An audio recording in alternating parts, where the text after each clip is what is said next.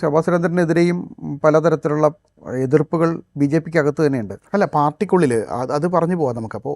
ശോഭാ സുരേന്ദ്രൻ്റെ ഒരു കടന്നു വരുമ്പോൾ ശോഭാ സുരേന്ദ്രൻ പാലക്കാടിന് ഞാൻ നേരത്തെ സൂചിപ്പിച്ച പോലെ പെട്ടെന്ന് വന്നൊരു സ്ഥാനാർത്ഥിയൊന്നുമല്ല. കുറച്ച് കാലങ്ങളായിട്ട് പാലക്കാടിന് സുപരിചിതമായിരുന്നു.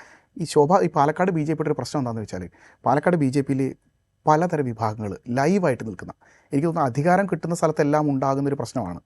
പലതരം വിഭാഗങ്ങൾ അല്ലെങ്കിൽ പല വിഭാഗങ്ങൾ ലൈവായിട്ട് നിൽക്കുന്ന ഒരു സ്വഭാവമുള്ളൊരു സാഹചര്യമാണ് ബി ജെ പിയിലുള്ളത്. വലിയ അധികാര തർക്കമുള്ളതാണ്. അപ്പോൾ ഈ മൂത്തോൻ ഇളയോൻ തർക്കം എന്ന് പറയുന്ന പോലെ പലതരത്തിൽ, അതായത് നമ്മൾ നേരത്തെ പറഞ്ഞ പോലെ കാസ്റ്റിസം അതിൻ്റെ ഒരു വിഭാഗം ഉണ്ടാവാം, അല്ലെങ്കിൽ രാഷ്ട്രീയ തലത്തിൽ തന്നെ പല നേതാക്കളുടെ കീഴിൽ പല വിഭാഗങ്ങളായിട്ട് സംഘടിച്ച് നിൽക്കുന്ന ഒരു സാഹചര്യമൊക്കെ ഉണ്ടാവാം.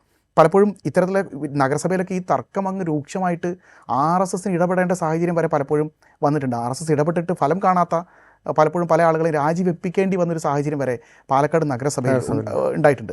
ബി ജെ പിയുടെ ശക്തി കേന്ദ്രമെന്ന് പറയുന്ന അവിടെയാണ്. എനിക്ക് തോന്നുന്നു ഇതോടൊപ്പം നമുക്ക് തദ്ദേശ ഭരണ സ്ഥാപനങ്ങളുടെ പാലക്കാട് നഗരസഭയും 3 ഗ്രാമപഞ്ചായത്തുകളും ചേർന്നതാണ് പാലക്കാട് മണ്ഡലം. അപ്പോൾ ഈ തദ്ദേശ ഭരണ സ്ഥാപനങ്ങളിലെ കണക്കുകളോട് നോക്കിയാൽ പാലക്കാട് നഗരസഭ 2 തവണയായി ബി ജെ പിയാണ് ഭരിക്കുന്നത്. അതെ, ബി ജെ പിയാണ് ഭരിക്കുന്നതെന്ന് പറഞ്ഞാൽ പോലും ഒരുപക്ഷെ 2025 എത്തുമ്പോൾ 2020 ക്ലിയറായ മെജോറിറ്റി ബി ജെ പിക്ക് ഉണ്ടായിരുന്നു. പക്ഷേ 2025 പാലക്കാട് തദ്ദേശ ഭരണ തിരഞ്ഞെടുപ്പ് നടക്കുമ്പോൾ 25 സ്ഥാനങ്ങളാണ്, കൗൺസിലർമാരാണ് അവർക്കുള്ളത്.